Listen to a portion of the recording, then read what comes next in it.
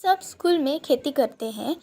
हम जैविक खेती करते हैं, मतलब ऐसी खेती जिसमें दीर्घकालीन व स्थिर उपज प्राप्त करने के लिए कारखानों में निर्मित रासायनिक उर्वरकों, कीटकनाशियों व खरपतवारनाशियों तथा वृद्धि नियंत्रक का प्रयोग न करते हुए जीवांश युक्त खाद्यों का प्रयोग किया जाता है। उससे मृदा एवं पर्यावरण प्रदूषण पर नियंत्रण होता है। हम खेती में उपज प्राप्त करने के लिए उर्वरक नैसर्गिक तरीके से सब मिलकर तैयार करते हैं और ये सब हमें शिक्षक सिखाते हैं। हम खेती में बहुत सी सब्जियां लगाते हैं और वो सब हम उसके मौसम के अनुसार ही लगाते हैं। हमें ये सब शिक्षक बताते हैं। हम इससे ज़्यादातर पढ़ाई करते हैं। जैसे बायोलॉजी में कुछ सीख रहे हो तो टाइप्स ऑफ सॉइल्स और इसके जड़ों के बारे में। ज़मीन की पूर्व मशागत करने से पौधे जल्दी बढ़ते हैं, क्योंकि पूर्व मशागत करने से वहाँ हवा खेलती है जिससे वो जल्दी बढ़ते हैं। और हम उनमें उर्वरक मिलाते हैं तो वो अच्छे से मिल जाते हैं और पौधों की जड़ों को भी अच्छे से जगह मिल जाती है फैलने के लिए। उसी कारण वो अच्छे से बढ़ते हैं।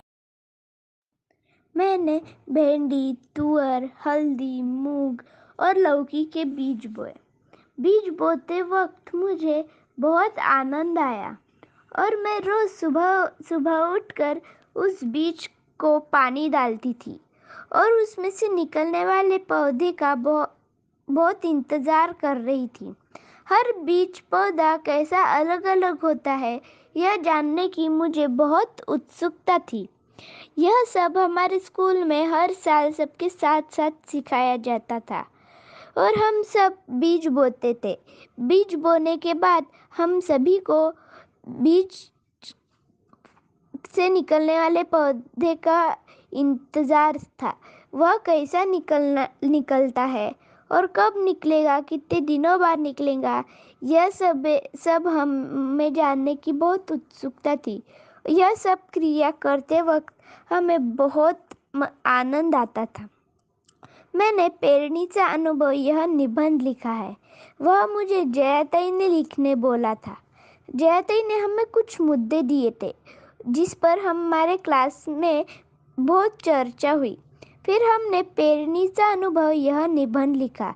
यह निबंध लिखते वक्त हमें बहुत सारी बातें समझ में आई और यह निबंध लिखते वक्त हमें बहुत आनंद आया।